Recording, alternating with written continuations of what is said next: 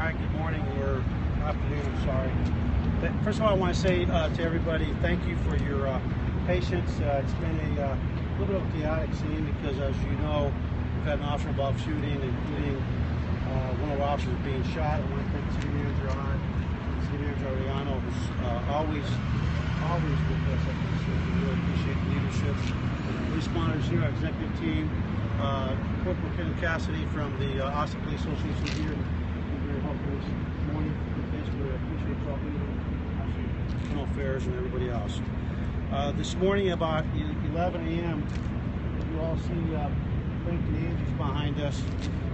Shortly before 11 a.m., a security guard at this building here to my right in the 800 block of West 5th was monitoring his cameras, his screens, when he observed a white male acting suspiciously in the parking lot of the building, and he believed that he was actually burglarizing vehicles, breaking into vehicles. The subject left the garage, started going westbound here on 5th Street.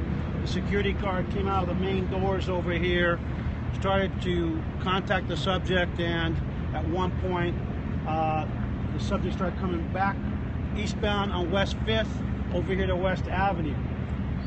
The security officer ended up indicating to somebody to call 911, and he subsequently went into foot pursuit of the white male suspect, who in fact has broken into vehicles in the parking lot of this complex.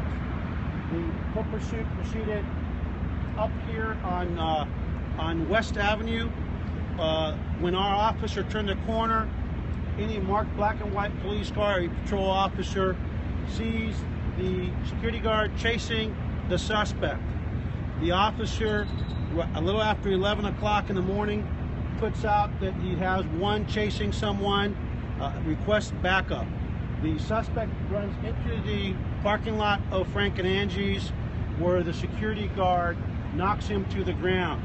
Suspect gets back up, security guard knocks him to the ground again, and at this time, this is all on video, our officer pulls in, gets out of the car, and starts trying to control the suspect.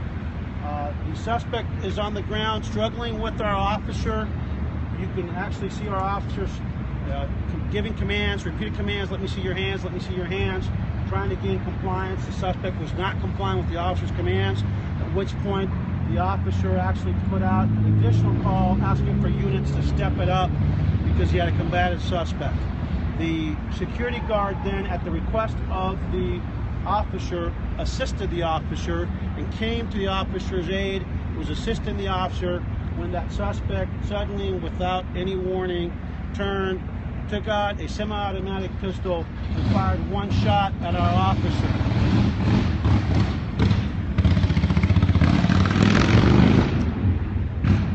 The gunshot hit our officer below the vest in the lower right abdomen. The officer immediately returned fire, striking the suspect, at which point folks, I believe, in this building here started calling, and other folks started calling 911, saying that there had been a shooting, and I believe one of the calls stated that an officer had been shot. The officer need assistance call came out.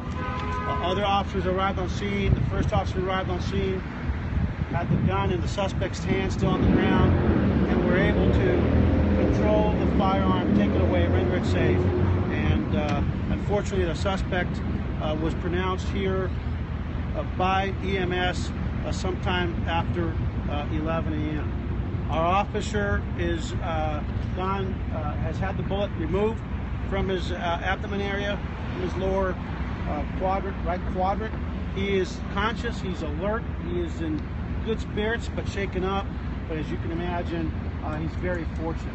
The other piece here that I think is really fortunate is this young man who did a phenomenal job helping us out. I'm just thankful that he did not get shot by the suspect, because I'm convinced that had he had an opportunity to shoot him, he would have.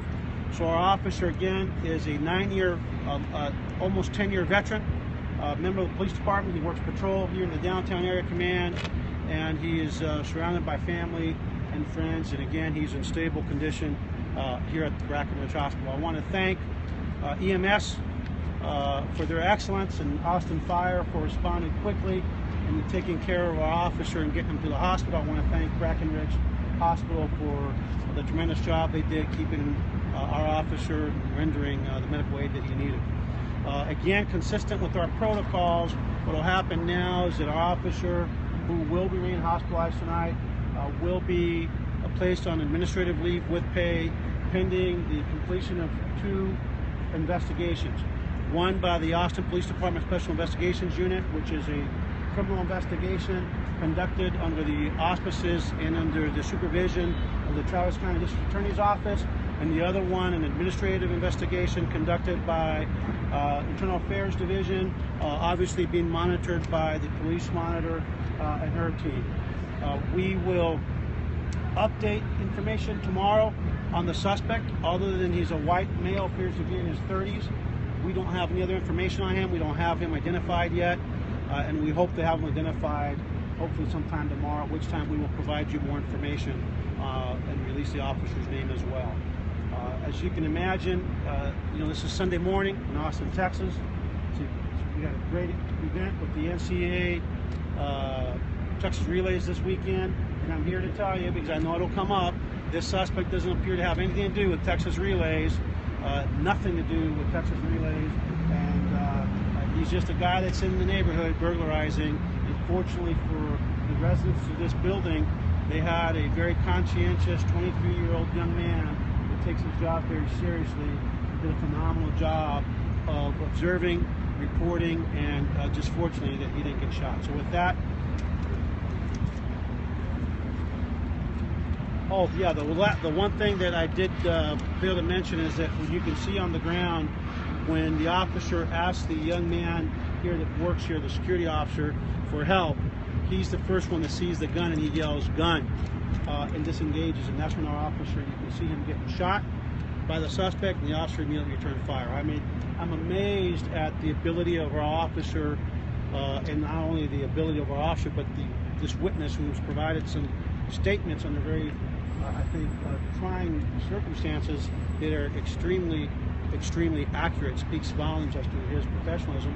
And then as to our officer, who was able to, not after being shot, reacted so quickly, professionally, and ended the threat before that innocent person or anybody else got hurt. So with that, the investigation will be ongoing. We will update more tomorrow when we can on the officer's name, and we just want to make sure his family has an opportunity to be noticed. We don't want them to find out from the media or somebody else, and we will provide information on the suspect as soon as we get him identified. Everything is on video and everything is on audio in terms of our officer's actions in this case. I'm really looking forward to the day that we can release this video so people will learn to see why, when officers are struggling with an individual on the ground, when they're struggling with an individual on the ground and the suspect is not showing their hands, there is a reason in most cases somebody's not showing their hands. And this case illustrates exactly why officers are so quick to try to get those hands where they can see them, because when somebody doesn't want to show you their hands, you're usually secreting or hiding or going for one of 3 things. That's either guns, knives, other weapons, or drugs that they're trying to ditch or hold. So with that, I'll open it up to any questions. Where did the video come from? The dash cam video? Our dash cam video captured the entire interaction between the police officer and the suspect. We also have video of the suspect burglarizing cars, breaking into cars here from this folks here from the apartment building or condos. How long does the security guard have in his position? I do not know that.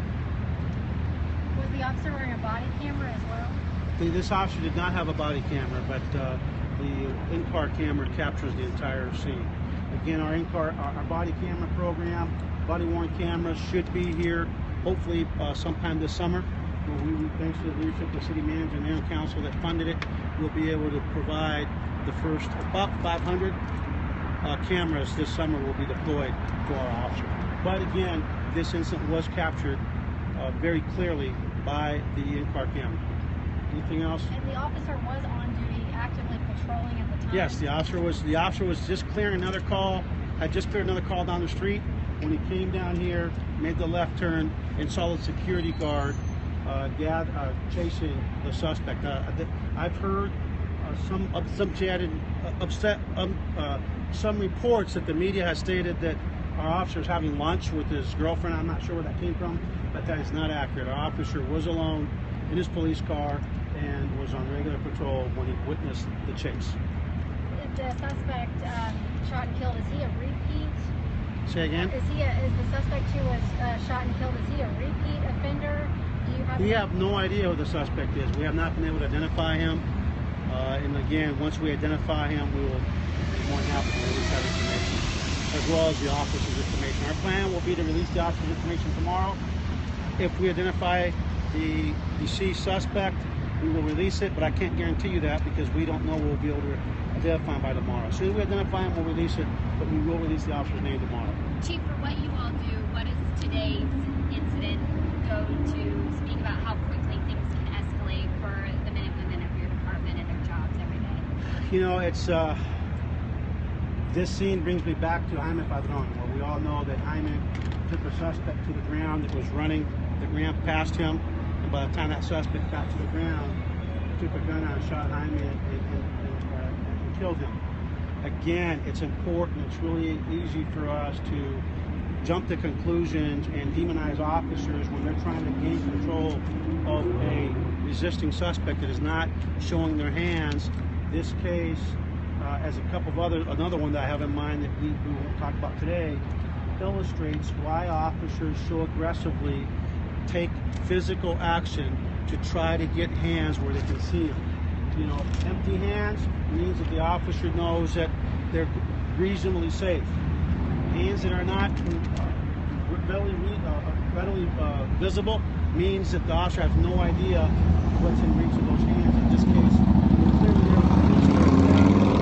be very demonstrative of why officers, when people are resisting and not wanting to show their hands, are so aggressively trying to get those hands where they can see them and, more importantly, control them.